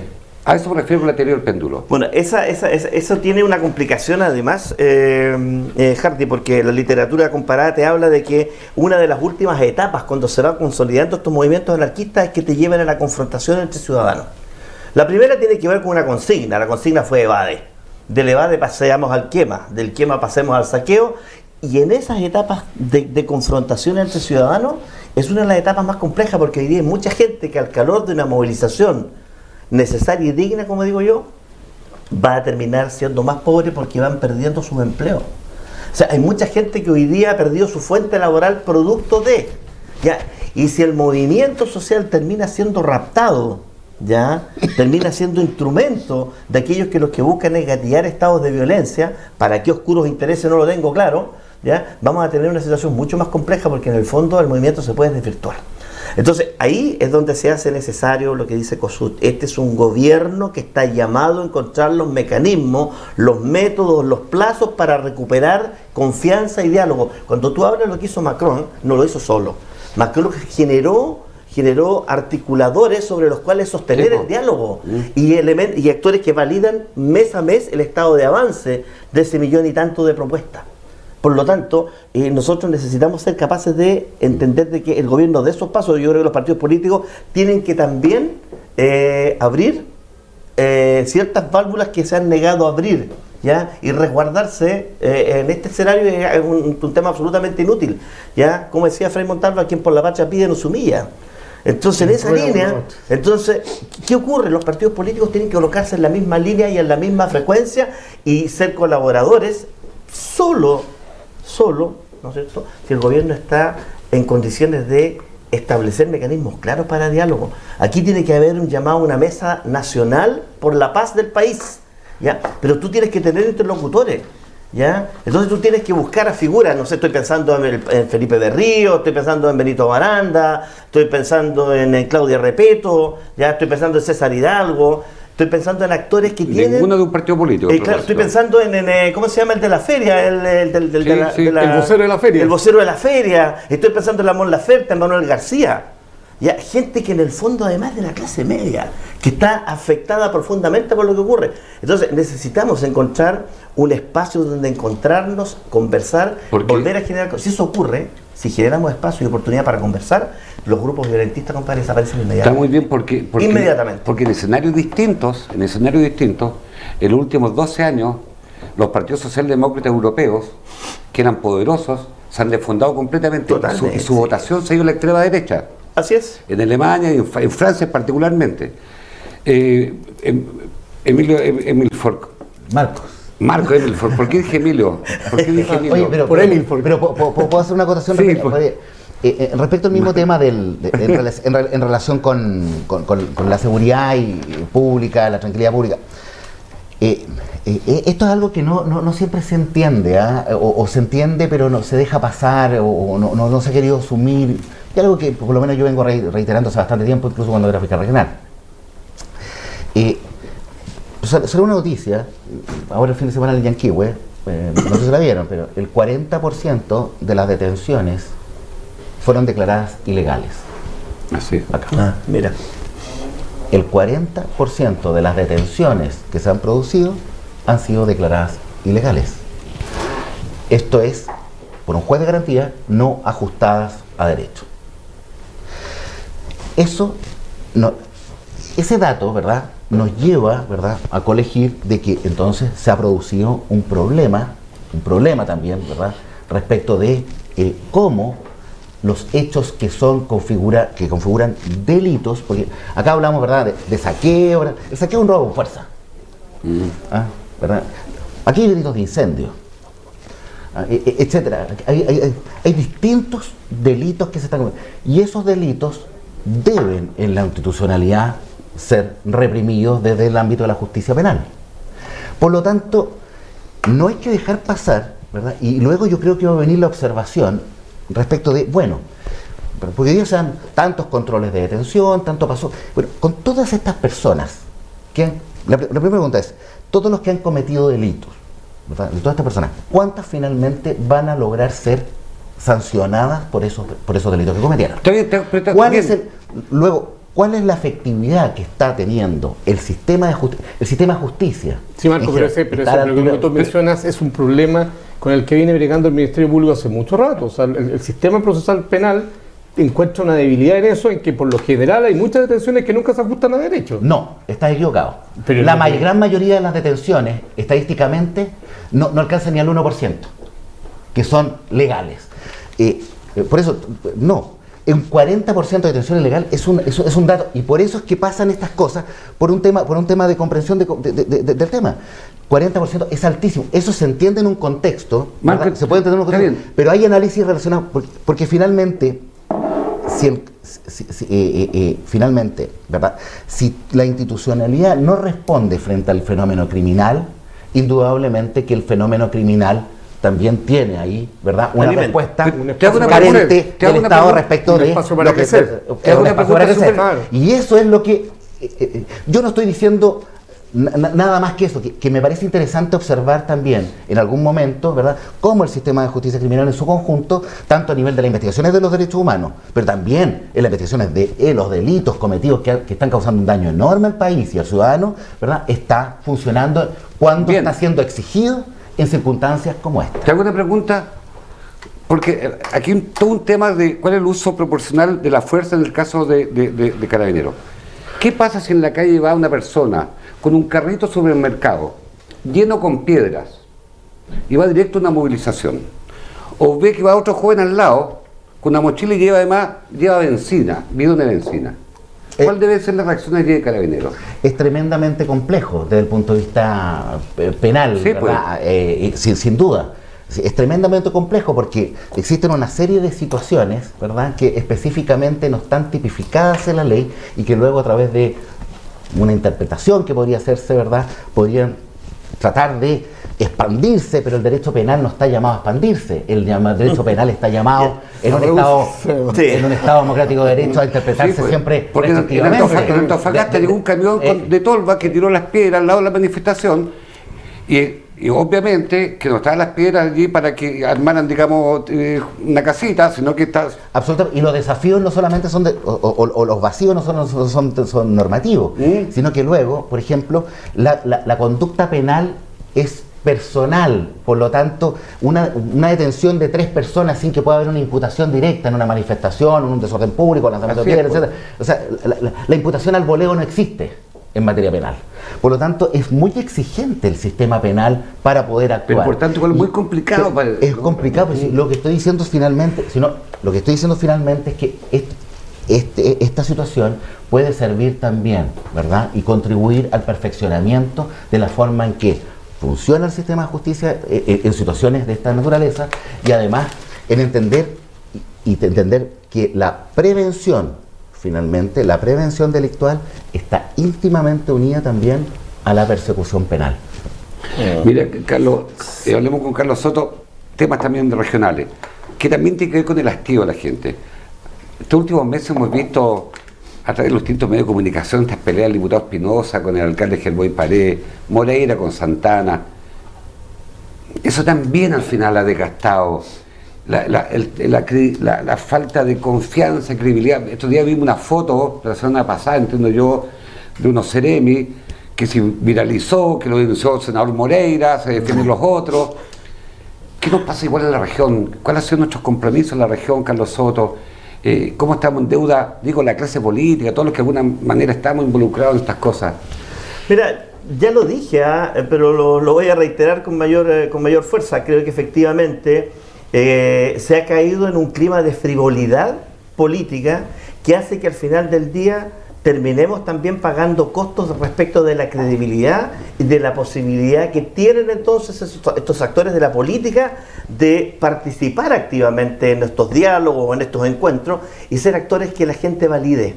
Entonces, pero eso es muy peligroso, porque en el fondo los partidos políticos están llamados a cumplir un rol en la sociedad. ¿Ya? Los partidos políticos en general siempre han sido en la historia del país moderadores. ¿Ya? han sido capaces de ser correa transmisora de lo que están pensando aquellos que sienten que están siendo afectados sus derechos o que es necesario ampliar los espacios para poder tener más y mejores derechos. Por lo tanto, creo que estas disputas internas que han habido al interior de mi propio partido o en la oposición, a mi juicio son nefastas, porque no contribuyen, ¿ya? Y lo que hacen es encender las alarmas respecto de que los que están ahí en la política, que son parlamentarios, que son autoridades, no están sirviendo para lo cual está definida la esencia de la política, ¿ya? Y ahí entonces se produce nuevamente este punto de quiebre. Por lo tanto, tenemos una situación compleja, que es difícil, ¿ya? Y respecto de la cual al final del día podemos correr el riesgo de pagar altísimos costos en los procesos electorales que vienen, ¿ya? Yo insisto en esto, las crisis en la democracia se resuelven con más democracia y las crisis en política se resuelven con más política. Por lo tanto, quienes ocupan espacios de representación popular tienen que dar el ancho, y dar el ancho significa tener sintonía. Cuando tú entras en una pelea pequeña y esa pelea pequeña tú la trasladas al circo del día y terminas linchando públicamente en las redes sociales o termina una disputa en las redes sociales, lo que la gente ve es simple y sencillamente apagar, controlar el sub del computador, ¿no es cierto? Y mirar hacia otro lado. ¿El voto es obligatorio? Y ahí yo creo que hay un tema que no es, que yo insisto, creo que aquí hay ciertas urgencias. Aquí hay trámites inmediatos sobre los cuales el gobierno tiene que actuar con mayor velocidad. O sea, bajar la dieta parlamentaria es una muy buena señal. Bajar la cantidad de parlamentarios es una buena señal. Solo que yo en ese ejercicio, efectivamente, los parlamentarios deberán tener un sueldo homologable a lo mejor a un ministro, a un subsecretario, no sé, a un alcalde mayor, estoy pensando. Pero buscar una fórmula que genere un cierto equilibrio y que le dé una señal a la gente de que se produce un cambio. Pero, ojo, ¿cuántos años tenemos de democracia? ¿Y cuál es la eficiencia que tienen los cuerpos legales que se han generado en el Congreso? ¿Cuántas reformas ha habido que hacerle instrumentos, digamos, de ley discutidos en el Congreso? Mucha de esa plata innecesariamente que está, comillas, para asesoría, debiera formar parte de un fondo específico donde el Congreso de la República destina y contrate especialistas para que la calidad de las leyes sea realmente la que estamos buscando. O sea, yo pongo un punto de discusión, y discutí hace algún tiempo con un parlamentario de la región del Elqui, de la región de Coquimbo, decía, mira, yo de pesca artesanal sé re poco, de lo que ocurra con este tema de las regiones re poco, pero los parlamentarios de allá tampoco saben de cómo trabajar los conceptos de la tarificación o las bandas asociadas al tema de las uvas. Entonces, ¿qué es lo que necesitamos al final del día? Entregar señales que esos recursos estén bien utilizados, porque no es posible que tengamos tantas leyes y que todos los tiempos y todos los años utilizados y todos los recursos utilizados no necesariamente den el ancho. Muchas de esas leyes hay que corregir. Carlos Soto, ¿cuál es la autocrítica a la gestión municipal, que tú eres como administrador municipal? Pero yo creo que uno siempre tiene la posibilidad, desde el punto de vista del espacio de representación donde está, de hacerse la autocrítica. Yo creo que nosotros, un dato esencial sobre los cuales hemos fundado mucha de nuestra autocrítica, es que aquí, cuando uno representa el espacio más pequeño, ¿ya? Cuando representa el espacio más pequeño, a lo mejor nos ha faltado tener más fuerza y tener mayor vitalidad para entender que el conjunto de acciones que hemos desarrollado para reducir las brechas de inequidad sean mucho más conocidas, más abiertas, más oportunas. Yo creo que un tema también de autocrítica es este tema de poder sentir de que lo que están expresando las organizaciones de la sociedad civil hay que regularlos, hay que tabularlos mejor.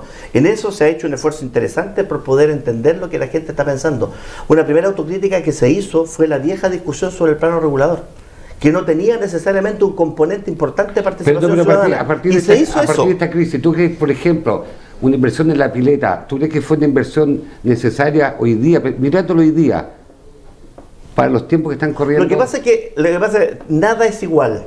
Nada es igual, efectivamente. Por eso es que la discusión del presupuesto, ¿ya?, va a ser una discusión que va a estar fuertemente marcada por los hechos que han ocurrido en el país y que se expresan también en la comuna. Entonces, la discusión presupuestaria no puede seguir siendo la misma. Y por lo tanto, en esa línea, ¿dónde vamos a poner el foco? Vamos a poner con mucha fuerza el foco, por ejemplo, en el tema de la atención, que es el pariente pobre, la atención bucal. Es un pariente pobrísimo en Chile, sobre el cual tú tienes escasos mecanismos que te permitan acceder oportunamente a aquello. Vamos a amplificar la calidad de acciones específicas en el mundo de la educación. Ya vamos a darle mayor celeridad, por ejemplo, a las demandas, porque nuestros establecimientos educacionales son establecimientos antiguos, que tienen una infraestructura y un equipamiento antiguo. Ahí vamos a acelerar y vamos a poner los énfasis. El presupuesto no puede seguir siendo el mismo. Y la discusión de la pileta es una discusión que tiene que ver con un contexto distinto. Es una decisión que nunca fue cuestionada en general, digamos, por el Consejo, fue ampliamente aprobada. ¿Ya? Y por lo tanto es una decisión de inversión que cualquier autoridad comunal quiera hacer. Efectivamente, puesta en el contexto de lo que estamos viviendo hoy día, efectivamente son datos absolutamente distintos. Consul Vázquez, tu mirada de lo que pasó en la región, de la autocrítica, de si han estado a la altura las autoridades regionales, los CEREMI, en fin, si el voto debe ser obligatorio también, porque mucha gente puede estar marchando, pero a la hora de los deberes... Eso es lo que no se cuestiona. Yo ayer mientras estaba en el aeropuerto esperando embarcar, una señora se me acercó y yo estaba viendo un mensaje ahí que entregaba el senador Moreira, estaba revisando un video a la ciudadanía a propósito de las decisiones que ha tomado el presidente Piñera este último tiempo. Entonces no sé cuál habría sido la cara que puso, el ademán que dice que ella, bueno, se acopló. Pero entramos a conversar y me dice, bueno, es que aquí hay un tema de responsabilidad. Pues, bueno, estamos de acuerdo, si todos tenemos responsabilidad. Entonces ella reconoce hidalgamente que no ha votado en este último tiempo. Sí, mira. Sí, entonces uno dice, bueno, estamos hablando de una persona ya de una edad que uno pudiera suponer que tiene bastante más internalizado usted la responsabilidad con el acontecer de la política en los lugares donde les toca vivir, digamos. Entonces, claro, si a mí me preguntan, cuando uno ve a la gente marchar, cuando ve tanta gente que se moviliza, la pregunta de la votación es, bueno, ¿y esta gente vota o no vota? Porque al final del día, si la movilización, si todo este ambiente en donde participan muchos, si se sienten parte integrante de este proceso que signifique luchar por reivindicar derechos que son legítimos por lo demás, no se expresa mañana en las urnas, esto es letra muerta, se habrá ido al despeñadero, no habrá servido de nada, y es lo que uno le dice a los ciudadanos, a los jóvenes. O sea, la única forma de que realmente cambie el panorama, porque además estamos pensando en que no nos vamos a salir del marco de lo que es un sistema democrático, es que la gente esté disponible para participar y una de las maneras en que todos participamos y en donde todos somos iguales es el día en que votamos. ¿Tú estás de acuerdo con la acusación constitucional contra el presidente Piñera? No, yo creo que el presidente Piñera hoy día ha cometido muchos errores, pero creo en esto yo voy a asumir responsablemente una postura que dice relación con el bien superior del país. Nos costó tanto conquistar la democracia, nos ha costado tanto y hoy día se ve en una situación de tanta fragilidad que lo que tenemos que hacer nosotros los chilenos hoy día es preocuparnos de no darnos ese gustito que al final lo único que va a venir a hacer es debilitar la situación del país. Otra cosa bien distinta a lo que tenga que decir el ministro del Interior. Yo que el ministro del Interior tiene responsabilidad política y tenemos 6 meses a partir de hoy día para iniciar un juicio político del ministro del Interior. Pero yo creo que tenemos que cuidar la democracia, tenemos que cuidar la institucionalidad y creo que Piñera tiene que terminar su periodo. Y no me he vuelto ni piñerista, ni soy oficialista, ni estoy por el gobierno. Por el contrario, soy de los que cree que la institucionalidad política y las instituciones, a pesar de las dificultades, tienen que funcionar. Y hoy día todos tenemos la obligación de cuidarlas. Muchos hemos cometido muchos errores en política, posiblemente se han entregado muchos mensajes equivocados, posiblemente. Pero este es el momento de las oportunidades. Pero en esta oportunidad tenemos que actuar todos responsablemente y en eso entran los actores más relevantes, los que salen todos los días en la tele y en los diarios, y entran también aquellos que en los últimos años no han votado. Marco, ¿qué autocrítica pudiera, se han hecho los que han estado? Tú estuviste, ¿cuánto? 15 años, o muchísimo tiempo, y fiscal regional, y además tuviste casos emblemáticos en este país, también debieran hacerse, porque finalmente, si en una parte de este país hay segregaciones en la justicia, no es la misma justicia para la gente que tiene recursos que para la gente más humilde. Es un dato que está clavado sangre y fuego en este país, Marco, ¿no? Bueno, el Código Procesal Penal en su mensaje es una promesa hermosa, una promesa que fue la que hizo que muchos de nosotros que estábamos ejerciendo la profesión, en esa época en Santiago, quisiéramos ser actores relevantes, actores de este cambio del sistema de justicia hacia una justicia tan democrática, una justicia que respeta los derechos fundamentales y que además aspira a ser altamente efectiva y terminar, y señala el mensaje en eso, ¿verdad?, con la marginalidad. Es decir, con un sistema de justicia que finalmente se hace cargo de la marginalidad para producir más marginalidad. un sistema de justicia que funciona respecto a los sectores socioeconómicos más bajos, aspirando entonces a través de un órgano técnico, un órgano como el Ministerio Público nuevo, separando las funciones procesales esenciales y entregando las herramientas para poder llegar a aquella criminalidad que es más lesiva socialmente, es más dura y que finalmente causa más daño a un país. Esa promesa, finalmente, claro, con el tiempo hemos podido ver todos que no se cumplió. Porque esa promesa que hace el Código Procesal Penal, ¿verdad?, en su mensaje, y que no se fue cumpliendo, es por distintos factores, ¿verdad? Es más, yo mismo, ¿verdad?, en las investigaciones que he tenido, no lo voy a decir acá, pero tuvo muchas dificultades y que me llevaron finalmente, ¿verdad?, a tomar algunas decisiones en términos de alejarme de la institución. Comenzamos el programa diciendo que uno de los temas que sin duda es emblemático lo que pasó con el caso Penta, dando clases de ética en la Universidad Adolfo Ibáñez, parlamentarios que fueron juzgados y después pagan 30 millones de pesos y siguen siendo honorables parlamentarios. ¿Qué pasó con los caballeros de la Polar, de la evolución de los pollos, las farmacias, los remedios que afectan directamente a nuestra gente más vulnerable y nuestros ancianos? Allí hay un tema profundo de desigualdad. Y en eso yo... y por otro lado también, disculpa que diga esto también, pero muchos fiscales que a veces hablan más para la televisión, que efectivamente, pensando en carreras políticas, no lo sé, de distintos ámbitos, cuando lo que espera la gente, porque la justicia tiene que ver con la vida de las personas, tiene que te pueden cambiar mucho la vida. Cuando tú ves que honorables caballeros, digamos, van a clases de ética, tú dices, está mal pelado el chancho, disculpen la expresión, ¿no? La justicia, la credibilidad en un sistema de justicia de todo orden, en la tutela judicial efectiva de los derechos de las personas, en la igualdad en el acceso a la justicia, y que la justicia finalmente, ¿verdad?, sea igualitaria en su ejercicio respecto de todo, es fundamental. Todos los ejemplos hay muchos. Eso sin duda también ha ayudado, y a eso me refería yo con esto de finalmente qué es la institucionalidad también, no solamente en la clase política, sino que también otros sectores en los cuales, ¿verdad?, yo he participado, que es el sector justicia, ¿verdad?, que también estamos incluidos dentro del descontento. Y claro, hay que mejorar acá, hay que mejorar muchas cosas, algunas de las cuales, ¿verdad?, yo insistentemente traté de plantearlas desde dentro. Yo traté de plantear desde dentro de la institucionalidad mía planteé el tema de los derechos humanos como institucionalidad, por ejemplo, pero luego otras cosas que me parecían extraordinariamente relevantes que había que comenzar a solucionar. Bueno, finalmente no lo pude hacer desde adentro, pero sí, aquí hay una deuda, creo yo, del sistema de justicia en orden a ser más eficaz y más igualitario y más eficiente también. Y quiero terminar pasando una cosita que me parece relevante, solamente para terminar. A mí me parece que un presidente democráticamente elegido tiene derecho a gobernar, y hay que ponerse en los zapatos también. Hay que ponerse los zapatos. Acá uno crítico, sí, claro, pero hay que ponerse los zapatos, ¿ah?